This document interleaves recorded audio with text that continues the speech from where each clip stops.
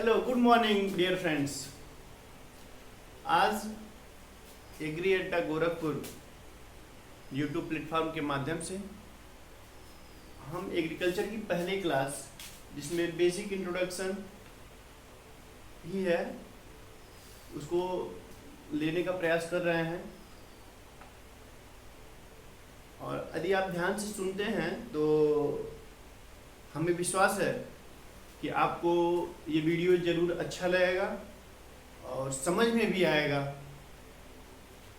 तो आप देखिए, कृषि का छात्र होने के नाते या कोई भी व्यक्ति, चूंकि भारत एक कृषि प्रधान देश है, तो कृषि प्रधान देश होने के नाते हमें कृषि के बारे में तो जानना चाहिए। भाई, कृषि क्या है? एग्रीकल्चर, क्योंकि मेरे राइटिंग पे आप लोग मत जाना, राइटिंग बहुत पुअर है। तो जब हम बात करते हैं एग्रीकल्चर की, क्या है एग्रीकल्चर, तो गांव के लोगों से भी यदि आप पूछते हैं तो भाई वो भी किसान है, इलिटरेट है, अनएजुकेटेड है, तो वो भी बताता है कि ये एग्रीकल्चर है। भाई हम हल ले जाते हैं, उसको जोतते हैं, बोते हैं, खाते हैं, ये सब क्या है एग्रीकल्चर। खाना एग्रीकल्चर में नहीं है, मतलब अनाज जो मिलता है वो खाते हैं, ग्रेन्स। तो जब हम साइंस पढ़ रहे हैं, एग्रीकल्चर साइंस पढ़ रहे हैं, तो एग्रीकल्चर क्या है? एग्रीकल्चर में सबसे जो मेन सोर्स है वह है लैंड। उसके बिना तो कुछ संभव है नहीं। लैंड है, वाटर है, टेम्परेचर है, एयर है, हर चीज का अपना अपना अलग अलग महत्व है। तो एग्रीकल्चर का मतलब ये हुआ साथियों, बहुत मतलब छोटे शब्दों में मैं बताना चाहूंगा कि भूमि के संसाधनों का समुचित प्रयोग करके मनुष्य अपनी भौतिक आवश्यकताएं क्या क्या हैं? रोटी, कपड़ा और मकान। फिर से आप सुनिएगा मेरी बात को, कि जब भूमि का उपयोग करके मनुष्य अपनी भौतिक अवस्थाएं, रोटी, कपड़ा और मकान की पूर्ति करता है, तो उसे कृषि कहते हैं।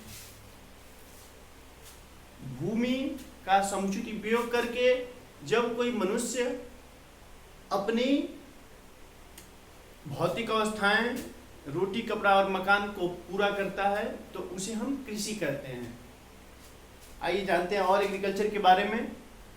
एग्रीकल्चर दोस्तों एक लैटिन वर्ड है, यह एक लैटिन वर्ड है। ये सारे क्वेश्चंस पूछे जाते हैं जो मैं बोलने जा रहा हूं, और जो जैसे वर्ड है कोई, उसको बताने जा रहा हूं, तो वो चीज़ आप नोट्स कर सकते हैं, क्योंकि ये सारे क्वेश्चन एग्जाम ओरिएंटेड है और एग्जाम्स में पूछे गए हैं किसी न किसी एग्जाम में। एग्रीकल्चर एक लैटिन वर्ड है जो एगर का मतलब है सॉयल का मतलब है मृदा, भूमि, मिट्टी, जिसे आप जान रहे हैं। और कल्चर का मतलब आप जानते हैं, टू कल्टीवेट, यानी हम ये भी कह सकते हैं कि the cultivation of the soil is known as agriculture. Agriculture Latin word है, या एगर और कल्चर से मिलकर बना है। एगर का मीन्स सॉयल और कल्चर का मीन्स टू कल्टीवेट। उम्मीद करता हूं कि आपको ये चीज समझ में आया होगा। अब देखिए, अभी तो इसमें बहुत सी बातें हैं, तो वो चीज पढ़ने के लिए आप पढ़ सकते हैं किसी भी प्रेफरेबल नोटबुक से। उसके बाद अब एग्रीकल्चर में बहुत सी सारी चीजें हैं, बहुत सी ब्रांचेज हैं इसकी, और भिन्न भिन्न ब्रांचों में भिन्न भिन्न स्टडी की जाती है। जैसे हम यदि केवल क्रॉप्स की स्टडी करते हैं तो वो एग्रोनॉमी है, और आगे क्या क्या है उसको हम बताने का प्रयास कर रहे हैं। देखिए, पहली ब्रांच है हमारी एग्रोनॉमी। एग्रोनॉमी एक ग्रीक वर्ड है, ये बहुत इंपॉर्टेंट पॉइंट है। कई कॉम्पिटिटिव एग्जाम्स में पूछा हुआ है कि एग्रोनॉमी कौन सा वर्ड है? ग्रीक वर्ड है। Most of the agricultural words are the Latin word, but few word as agronomy, pedology and entomology are the Greek word. कहने का मतलब यह है कि बहुत से वर्ड जो हैं वो एग्रीकल्चर में लैटिन के हैं। मोस्टली वर्ड जो हैं वो लैटिन के हैं, लेकिन कुछ वर्ड जैसे एग्रोनॉमी हो गया, पेडोलॉजी हो गया, इंटोमोलॉजी हो गया, ये सारे चीज, ये वर्ड्स ग्रीक के हैं। यानी कुछ वर्ड्स को आप याद कर लेते हैं यदि ग्रीक के वर्ड के, तो बाकी जितने बचे हुए हैं वो लैटिन वर्ड में ही आएंगे। तो एग्रोनॉमी एक ग्रीक वर्ड है, और इसमें मुख्यतः हम क्रॉप्स का अध्ययन करते हैं। मुख्यतः हम क्रॉप का अध्ययन करते हैं, और क्रॉप्स का कैसे रिलेशन है सॉइल के साथ, इसका अध्ययन करते हैं कि कैसे हम क्रॉप, कैसी सॉइल होनी चाहिए, फिर वाटर क्या चाहिए, क्रॉप रिक्वायरमेंट्स क्या क्या हैं, सनलाइट क्या कितना चाहिए, टेम्परेचर कितना होना चाहिए, उसका एरिया कितना होना चाहिए। इन सब की जब हम स्टडी करते हैं तो हम एग्रोनॉमी में करते हैं। फिर हम आगे बढ़ते हैं सॉइल साइंस, मृदा विज्ञान। एग्रोनॉमी को सस्य विज्ञान बोलते हैं। सॉइल साइंस मतलब मृदा विज्ञान, यानी हम इसमें एकदम स्पेशली मृदा का अध्ययन करते हैं, मृदा का। और मृदा जैसे कहीं कहीं सॉइल को बताया जाता है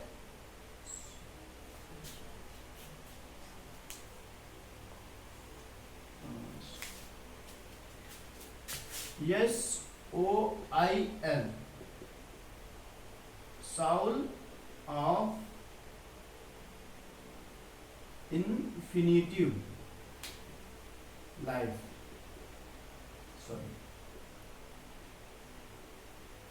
ये इसका कहीं कहीं वो दिया हुआ है फुल फॉर्म। तो हम मृदा विज्ञान में, जिसको सॉइल साइंस बोलते हैं, मृदा का ही अध्ययन करते हैं कि मृदा कैसी होनी चाहिए, किस फसल के लिए कौन सी मृदा उपयोगी है। जैसे यदि हमें कपास उगाना है तो कौन सी मृदा चाहिए, यदि हमें धान उगाना है तो कौन सी मृदा चाहिए, हमें गेहूं उगाना है तो कौन सी मृदा चाहिए, हमें गन्ना उगाना है तो कौन सा मृदा, मतलब भिन्न भिन्न मृदाओं के लिए, भिन्न भिन्न फसलों के लिए भिन्न भिन्न मृदा की आवश्यकता है। तो हम उसके लिए एक अलग ब्रांच है मृदा विज्ञान की पढ़ाई करते हैं। अब मृदा विज्ञान में भी दो ब्रांचेस हैं आगे, पेडोलॉजी और इडेफोलॉजी। पेडोलॉजी और इडेफोलॉजी। तो पेडोलॉजी में सॉइल का ओरिजिन का स्टडी करते हैं कि ओरिजिन कैसे हुई, रॉक फार्मिंग हुआ, वेदरिंग हुआ, टूटा फूटा कैसे कैसे बना। और इडेफोलॉजी में क्रॉप का और सॉइल का रिलेशन क्या क्या है, ये पढ़ाई करते हैं, स्टडी करते हैं। तो ये तो हो गया आपका सॉइल साइंस। सॉइल साइंस में दो पार्ट आगे हो गया, इडेफोलॉजी और पेडोलॉजी। फिर इसी तरह अब हॉर्टिकल्चर है। हॉर्टिकल्चर की यदि हम बात करते हैं तो हॉर्टिकल्चर में भी तीन प्रकार का आ गया। आगे तीन, पोमोलॉजी, फ्लोरिकल्चर, ओलेरिकल्चर। पोमोलॉजी मतलब फ्रूट विज्ञान, फल विज्ञान, जिसमें हम फलों का अध्ययन करते हैं। फ्लोरिकल्चर मतलब फ्लावर का अध्ययन करते हैं, और ओलेरिकल्चर मतलब सब्जियों का अध्ययन करते हैं। Pomology the study of the branch of horticulture which deals with the study of the fruits. Same उसी तरह the branch of the horticulture which deals with the study of flower, and same the branch of the horticulture which deals with the study of the vegetables is known as olericulture। ऐसे आप definition बोल सकते हैं, definitions यही होती ही हैं। तो ये आपका ओलेरिकल्चर हो गया, फ्लोरिकल्चर हो गया, पोमोलॉजी हो गया। अब हम बात कर रहे हैं एनिमल हस्बेंड्री की। एनिमल हस्बेंड्री में क्या है कि जैसे पोल्ट्री प्रोडक्शन आ गया, फिर अब इसमें बहुत सी चीज़ें हैं, जैसे एनिमल गाय का आप कैटल प्रोडक्शन कर सकते हैं, मतलब कि रख सकते हैं। फिर बुफेलो, काउ, बुफेलो, सीप मेनली, और फिर पोल्ट्री आता है, फिर इसमें फिशरी आएगा, प्रॉन प्रोडक्शन आएगा। तो ये सारी चीज़ें एनिमल हस्बेंड्री के अंदर में आती हैं। फिर इसी के साथ जैसे एनिमल हस्बेंड्री के अंदर जितने भी एनिमल्स प्रोडक्ट हैं, जैसे एग है एक जो पोल्ट्री के द्वारा मिलता है, और हमें जितने भी मिल्क प्रोडक्ट्स हैं, जैसे मिल्क हो गया, बटर हो गया, घी हो गया, कर्ड हो गया, ये सारी चीज़ें जो हैं वो एनिमल हस्बेंड्री के प्रोडक्ट्स में आ जाएंगे। इसकी अध्ययन यदि जब बात करेंगे तो वहाँ पे आपको डिटेल में बताया जाएगा। फिर उसी तरह हम पैथोलॉजी की बात करते हैं। अब बात भाई पैथोलॉजी की क्यों करें, तो नॉर्मल पैथोलॉजी क्या होती है, वहाँ पे रोगों की जांच होती है और उसके बाद उस डॉक्टर के द्वारा उसका निदान किया जाता है। ये ह्यूमंस की बात है, तो सेम चीज़ वहाँ प्लांट्स में भी है। प्लांट पैथोलॉजी की जब बात करते हैं तो कभी कभी आप देखते हैं कि प्लांट्स में भी डिजीज लगते हैं, रोग लग जाते हैं। तो जब हम उसका अध्ययन करते हैं तो वो प्लांट पैथोलॉजी के अंदर करते हैं। फिर उसी तरह यदि हम देखते हैं तो प्लांट ब्रीडिंग और जेनेटिक्स की बात करें, जेनेटिक्स का भी तो जिस प्रकार ह्यूमंस में है जेनेटिक्स, अनुवांशिकी का अध्ययन किया जाता है उसी प्रकार प्लांट्स में भी अध्ययन किया जाता है। चूंकि आप जानते हैं कि सर ग्रेगर जॉन मेंडल ने जेनेटिक्स का जो खोज है वो प्लांट्स में ही किया था, मटर के पौधे में, पाइसम सटाइवम में। तो जब हम उस पर पहुंचेंगे तो इसमें डिटेल में बात करेंगे जेनेटिक्स के बारे में, ठीक है। और उसके बाद एग्रीकल्चरल स्टैटिक्स। स्टैटिस्टिक्स का मतलब इसलिए है, एग्रीकल्चर में पढ़ाया जाता है कि आप जो एग्रीकल्चरल डाटा है उसको अच्छे से समझ पाएं, एनालाइज कर पाएं, समझा पाएं। तो इसलिए हम एग्रीकल्चरल स्टैटिक्स का वो करते हैं। इसका जो मुख्यालय है वो दिल्ली में है, आप जानते होंगे, नहीं जानते तो आप लिख सकते हैं। फिर इसी तरह से आप एक्सटेंशन एजुकेशन, प्रसार शिक्षा। भारत सरकार जो है, इंडियन गवर्नमेंट बहुत ज़्यादा ध्यान दे रही है प्रसार शिक्षा पे, क्योंकि आज भी ग्रामीण पृष्ठभूमि में शिक्षा की बहुत कमी है और एग्रीकल्चर की शिक्षा की कमी है। तो एग्रीकल्चर की शिक्षा को बढ़ावा देने के लिए, प्रमोट करने के लिए, नए नए विचारों को लाने के लिए एक अलग से वो किया जाता है जिसे हम प्रसार शिक्षा कहते हैं, एक्सटेंशन एजुकेशन। फिर आ जाए या बायोकेमिस्ट्री, जैव विज्ञान। जैसे आप ह्यूमन में पढ़ते हैं कि सारी जैव रासायनिक प्रक्रियाएं होती हैं, तो same plants are the also living beings, और ये सारी बायोकेमिकल एक्टिविटीज जो हैं वो प्लांट्स के अंदर भी होती हैं। तो जब हम उन बायोकेमिकल एक्टिविटीज के बारे में पढ़ते हैं, उनमें कौन कौन से सब्सटेंस हैं, उनका क्या रिएक्शन है, क्या वर्क है, क्या फंक्शन है, जब हम ये पढ़ते हैं तो बायोकेमिस्ट्री के अंदर पढ़ते हैं। फिर इसी तरह अब भाई इंजीनियरिंग की बात हम कर रहे हैं, तो अब ये बताइए कि इंजीनियरिंग हमें चलना है तो 4 व्हीलर चाहिए, 2 व्हीलर चाहिए, उसके द्वारा तो हम चलते हैं, तो वो भी तो इंजीनियरिंग का ही पार्ट है। तो सेम इसी तरह एग्रीकल्चर इंजीनियरिंग की जब बात करते हैं तो ट्रैक्टर के द्वारा हम खेत की जुताई करते हैं, टीलेज ऑपरेशंस करते हैं। तो जब हम टीलेज ऑपरेशन करते हैं तो उसमें भी तो एग्रीकल्चर इंजीनियरिंग का ही प्रयोग हुआ है। तो जब हम टीलेज ऑपरेशन करते हैं, पंपिंग सेट लगाएंगे, मोटर है उसका प्रयोग होगा, तो ये सब एग्रीकल्चर इंजीनियरिंग के ही पार्ट्स होते हैं। तो इसलिए हम लोग माफ कीजिएगा इंजीनियरिंग पढ़ते हैं। फिर इसी तरह अब हम बात करें एंटोमोलॉजी।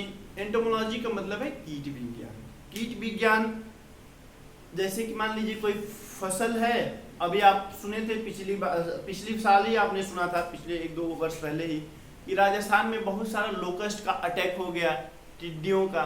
तो कैसे पता चलेगा भाई कि ये टिड्डी है कि क्या है, कौन सा इंसेक्ट है? तो उसी चीज को पढ़ने के लिए हम एंटोमोलॉजी का प्रयोग करते हैं। अब एंटोमोलॉजी में जितने भी कीट हैं भाई, सभी कीट तो नुकसानदायक होते नहीं हैं, कुछ बेनिफिशियल है, जैसे मधुमक्खी हो गया भाई, शहद सब लोग खाए होंगे, तो ये बेनिफिशियल कीट्स हैं, इंसेक्ट हैं, और कुछ हार्मफुल भी इंसेक्ट होते हैं। वैसे मेजरली जो इंसेक्ट हैं वो हार्मफुल ही होते हैं, बेनिफिशियल में गिने चुने ही हैं, तो उसका भी प्रयोग हम करते हैं। और भी बहुत सारी एग्रीकल्चर की ब्रांचेज हैं, सब ब्रांचेज हैं इसमें, तो उसका जब आएगा तो उस समय बताया जाएगा आपको। उम्मीद करता हूं कि आपको ये वीडियो पसंद आया होगा और मेरी बात आपको समझ में आई होगी। यदि कहीं कोई बात आपको नहीं समझ में आया हो तो आप हमें ज़रूर बताएं कमेंट करके, और यदि वीडियो अच्छा लगे तो लाइक, शेयर और सब्सक्राइब जरूर करें। Thanks to all of you, thank you very much.